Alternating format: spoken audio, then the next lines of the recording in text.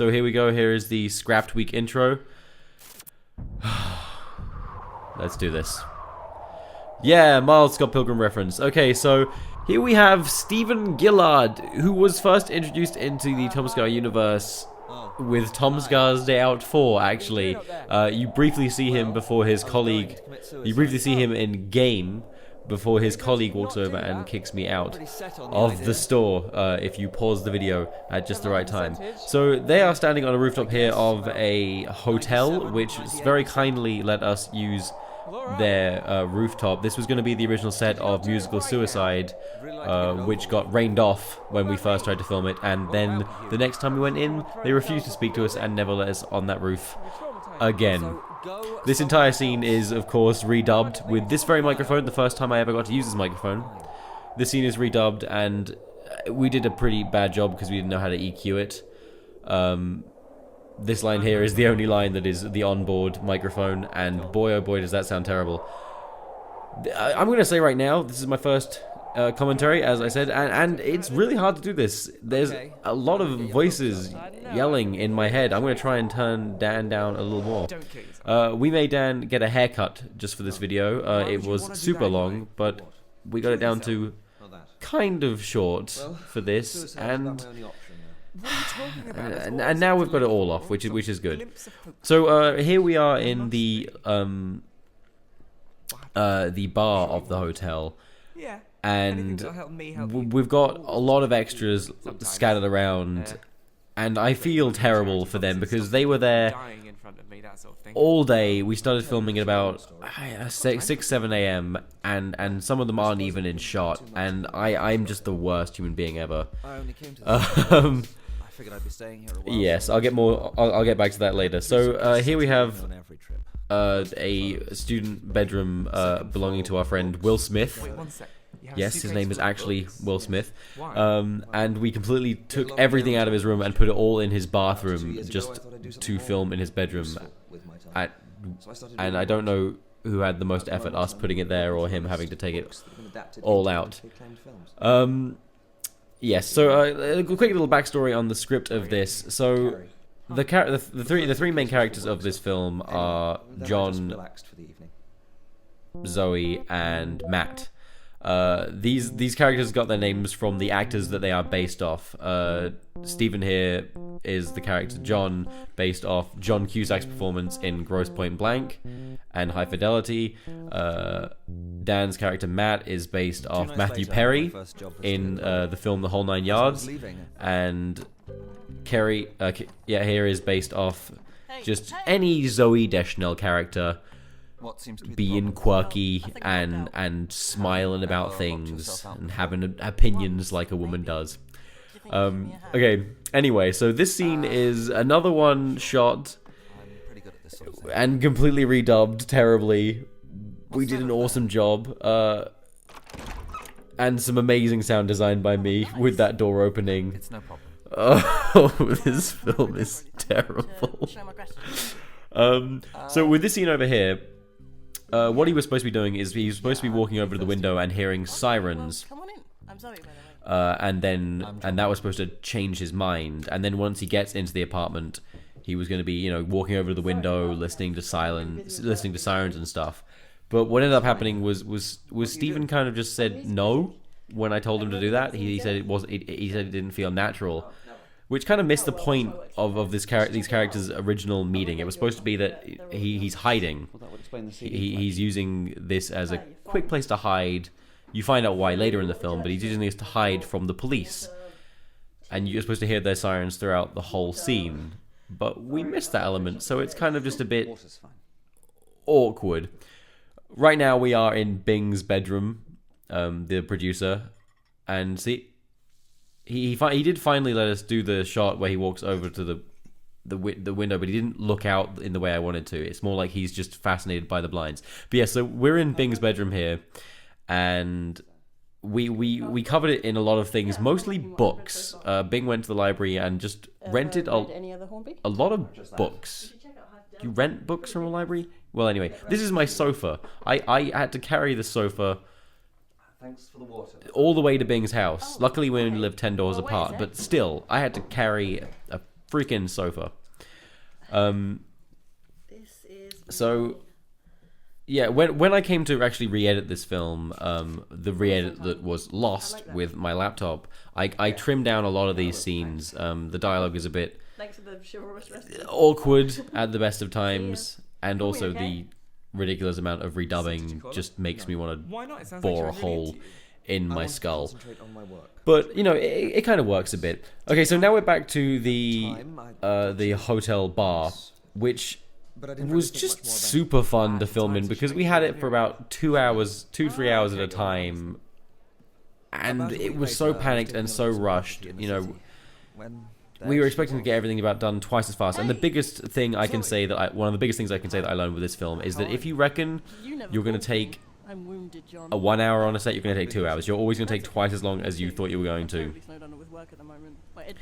Okay, so now we are outside, and what we were hoping to do with this scene is really start to establish the comedy element. Like, oh look, she's so zany, she pops up out of nowhere, and it's weird, but it's just a bit. It just didn't quite work. And I originally had a sequence here where it just repeatedly zoomed in on her face. I googled you yesterday. For comedic effect, and we just dropped that in the edit. So unfortunately, like all of the point of the characters, the silliness and the comedy got lost in the edit and the performances. This was my first ever attempt working with like actual people who studied acting, and it wasn't easy to work with real actors. I didn't know how. You know, I normally work with my friends, and if there's a bad take, I just go, let's just do it again. But when it's an actor, you have to be like sensitive to their feelings and stuff, and I wasn't good at it. And yeah, it was difficult. And you know, and Stephen is a trained stage actor, and I just didn't know how to handle it and work with him. And one thing that happens later on in the film is that there's a scene that's supposed to be light and fluffy, but he delivers this really like heartfelt performance. And instead of just being like, well, that's great and all, but it's not what we wanted, I just went, okay, that was really great, so we'll leave that in. And it just missed the point. So this film was supposed to be a funny, bouncy comedy, but it's just kind of awkward and unnecessarily heavy, and the only person that is the right tone for this film is Dan. And sadly, but because you know everything else is so stuffy and weird, Dan just ends up sticking out. But he's actually the only part that was always supposed to be there. He was always supposed to be silly and funny. Oh, so you like the attention. So where we are right now in the narrative is we're building up to the big plot twist thing, right? Yes, we are. So we're building up to the big plot twist, which is that John is a hitman. And I was hoping that this would be very exciting and unexpected. The name, obviously, kind of gives it away the whole time. This shot is supposed to be filmed at night, but you can see behind Stephen right there that it is, in fact, day. And Kerry is eating a very cold slice of pizza. Also, fun fact for this shot, you notice that Kim behind Kerry there? That's our friend Kim. She's also behind Stephen, right there. So we reuse people quite a lot for this. This scene as well, again, was supposed to really like enforce the quirkiness of the character Zoe. I think this is the best scene that we got with Kerry to really bring the character of Zoe to life, but still it kind of just falls a little bit flat. That's Ribena, not wine. Props, huh? And that's all the money in our pockets there to pay the bill. So this shot is the most impressive thing I think in the film, and that's Will, whose apartment we were using. This is the most impressive shot in the film, and it's actually all shot with Bing just holding a tripod in a really weird way.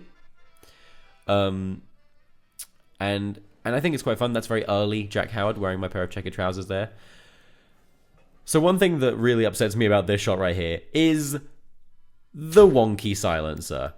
I tightened this... Look at it. It's stupid. I tightened this silencer, and somehow between takes, must have been when Stephen was picking it up, it went all flaccid, and so the coolest shot in the film just looks kind of derpy and kind of not good. And this is a weird shot where it looks like we cut Where does he go? There he is. I don't know how that works, but hey.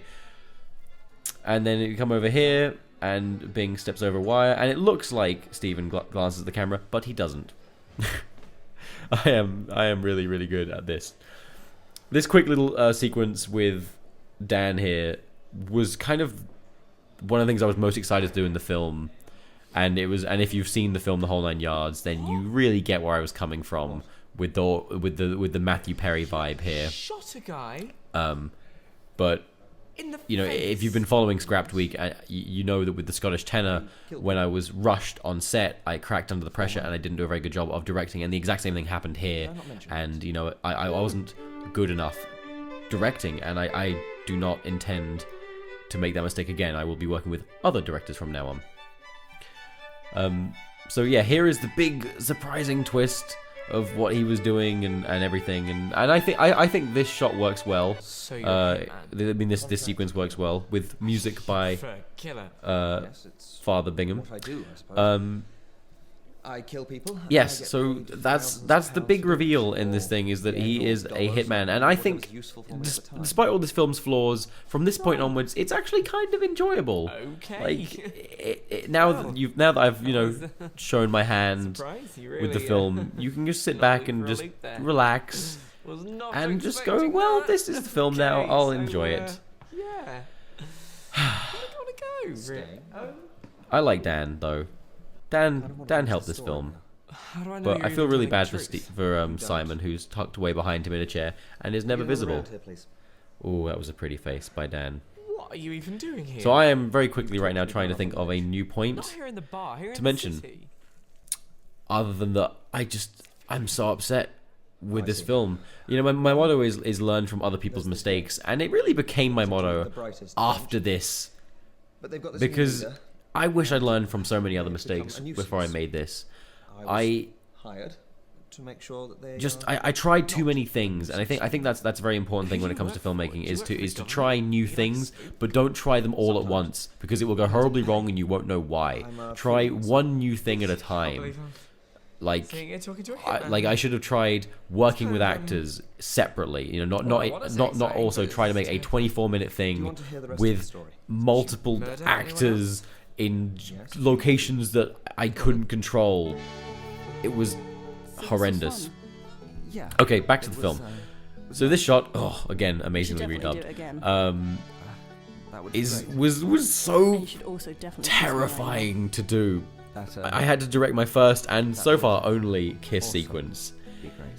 And just to give you a bit of backstory, the stunt coordinator, in air quotes, Chuck, or you might know him from Muscle School, is dating Kerry here, and yeah, he didn't like that. He wasn't very okay with me making his girlfriend kiss another man. So this scene's very weird. That's all I'll say for it. It's just very, very strange. We're using the strangest music and the strangest things. I'm just You are so a horrible person. weird. Why? Talking about kissing So yeah, this then that's girl that's and then Chuck. That's shooting Chuck someone who's in the face dating at the same time. Kerry, Once at the same just time. behind Stephen there, How do you even become a hitman? looking all pretty. The usual way. Military school. Very, very, very, very strange. Yeah, I don't plan on directing any Joined the kissing agency for a few sequences years and then anymore. went freelance. So when it came to writing the script for this, I had all the initial ideas, and then I sat down with Bound. Well, we all sat down as a group. This is the first time we were ever trying to really be professionals. I'd taken down We sat down most of as a those group guys, and just we tried our absolute darndest to lay out a plot and then hand it over to Bound, and he'd write it and would come back. And because the group was pretty a tense lot of fun with Zoe. and we were all pretty new at what we were doing, what we ended up doing was just I went and talked to her. letting Bound write it and then kind of just going, that's fine. If you watch a lot of our work, you'll notice the Do you have to go? very unsubtle Eddsworld reference there is what she's playing the theme on the banjo, which was Just a for lot week of or fun, because we had to do about 10 takes before she could get it like right. So this is the scene that I was talking about earlier, where Man. I wish I was everything gets a travel little salesman. I'd love it. too heavy. It was supposed to be All that jazz. silly, but it was, it was just I could come with you. Wait, what? It was supposed to be silly. Yeah, It's supposed to be a silly, happy film, I could be but like it's your traveling sales heavy wife. as balls. Not like an I actual don't know. wife, but fun. But yeah, so we have just get we just have a bit of convertible and cloth I just could buy taped up to Bing's sunglasses wall and a there. really big hat This is and how we build I could go out sets. to We the just road. tape It'd things be to fun. walls, like real people would. I don't know if... So, yeah, this film, it's heavier than it should have been, and it makes me sad. And now they're hugging. They shouldn't be hugging. They should be dancing. I'm going to miss you too. Look at him. Look how sad he is. Why can't he be laughing? There should be more trampolines in this scene. It's not like I've definitely made up my mind to go. I need Todd. I need to have known Todd by this point in my life and had him do the music. For the music, we had well, it's a mixture of a lot of different people, but we were hoping to have this group called Twin Tapes do the music for our stuff, but they weren't quite right. Please don't kill me for this. For the theme of it, they make very ethereal, Didn't want moody to leave, I music. suppose. So the I music they don't did really make see just Hitman wasn't as a bouncy work enough. from home I type definitely job. plan on trouble. remaking this film one day. I knew I couldn't do my job with her. Now that I think I've connections. learned from my It's the third mistakes. rule. There are Unfortunately, they rules. were my mistakes, but I know that I've learned Mostly from the them. unspoken kind of I want to thing. remake this film With the and money get I it would have all saved right up and from work this with job, I could have Todd lived and comfortably Dan, my 10 years. Jack Isn't that and kinda cliche? Kieran, my crew now, Giving up a and job just for a dame. get Are you it making fun? right. Please don't shoot me. My friends would wonder where I'd gone. I look at Dan, isn't he the best thing ever? So this scene was my first ever real proper fight scene to direct, and what you're hearing, the music that's about to drop, is 1 Inch Punch by Pseudonym. This was not the original music in the score, but because we lost all the raw footage, I've had to just put this over the top of it, because I put a bit of copyrighted music in this version as just a placeholder. What you have is the version that I sent off to the music guys with no music or anything. It's just so derpy. He just threw a toaster at him. Who throws a toaster at him? So during this fight scene, what we have Chuck, who's venting his frustrations on Steven for kissing his girlfriend. Chuck was incredibly ill for this scene. Like when that balaclava was genuinely drenched with sweat afterwards. He had, I think it was tonsillitis, and I burned that balaclava after we finished this thing. Even the fight scene got dark. Look, you think they're just fighting, but he's choking him, and then he hits him with a toaster. It's so dark. Okay, the hitting with the toaster isn't dark. That's stupid. Like, no one's gonna be that hurt from getting hit with a toaster. This man can take anything. Why would he get hit by a toaster and be writhing around the floor? But yes, and then he shoots him, and the guns sound like little splashes. Look at this. What is this squelching noise? That's just wrong. Bad TomSka. Bad sound design. The sound design was one of the last things we did, and we didn't do a good job. We just straight up didn't. It went horribly wrong, and I can do nothing but apologize for that. I'd been made. And if they found me, So maybe they found... now the film takes a extra dark turn. It was always going to, and that's why this was kind of the interesting thing about this film. The plan I had was that it would be a light, fluffy, bouncy comedy, but then suddenly just get heavy right near the end. Admittedly, it got a little heavier than I'd planned for it to do, but yeah, just get dark. Try not to have it be a necessarily happy ending. I like the idea of taking these characters and making you really love them and then crush them up until the last possible minute. Of course, what ended up happening is the characters aren't the most... You're not too invested. I believe this fellow's name was also Dan, and we shot this in the room next to our office. And it's a very strange scene, because he's just playing with my gun in the dark. It's very, very student film. It's the kind of sequence that if I was going to do it again, it would be way more overacted and silly. Like, we're taking up... The biggest problem with this film is that we were too afraid to not take ourselves seriously, if that makes any sense. We were trying to do it right when we should have just been having fun. As soon as this film was done, my favorite duo of comedians, Britannic, released their short film Eagles Are Turning People into Horses, and it was brilliant. And I wish I'd seen that first, because if I had, I would have gone, okay, you know what Hit It is? It's going to be a silly, really off the wall, random comedy, but unfortunately it was too late, and what we got left with was this really heavy, awkwardly paced thing. I know I'm spending a vast majority of this commentary apologizing, but like I said, there is audio in my ear. It's very distracting. If you decide to leave, So, but this it looks pretty. At least this sequence looks pretty.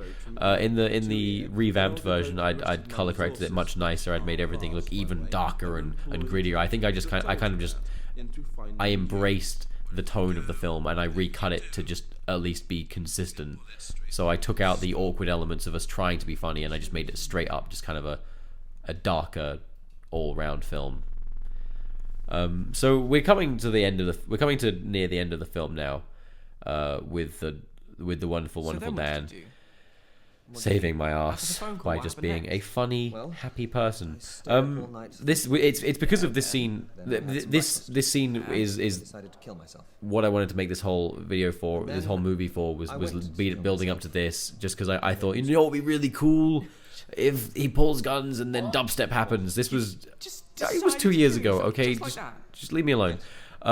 This is why I first contacted Pseudonym, because I wanted him to let me use brake horn so we could pull the guns, and it would be super cool. Not true. You don't just give up when things go bad. But you know, it's the kind of thing that it's such an obvious thing to do. Like, he pulls guns and then angry music happens. You know, nowadays if I did it, maybe like he pulls guns and then silly music happens, like swing or jazz. Like, that would be way more enjoyable and unexpected. A film, I can't remember what film it was, but they released a blockbuster film pretty shortly after this, where, you know, it ends in the exact same way, with dubstep, and I was just like, oh, but that film was terrible. No idea how I got mine. into this conversation, but you've got to go and do the hero thing. I do.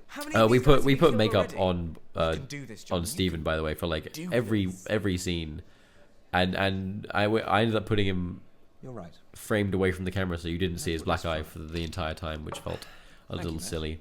This has been. Thank you. You're welcome. Oh, Dan. Get under the table. What? And here comes the brake horn. See, I like that shot there. Chuck genuinely was drinking a pint for the entire film in the background. This was a little, and then guns, and it's just the most bizarrely awkward thing. In retrospect, we should have spent about an hour filming all the different gunshots, because we just run out of things to cut away to.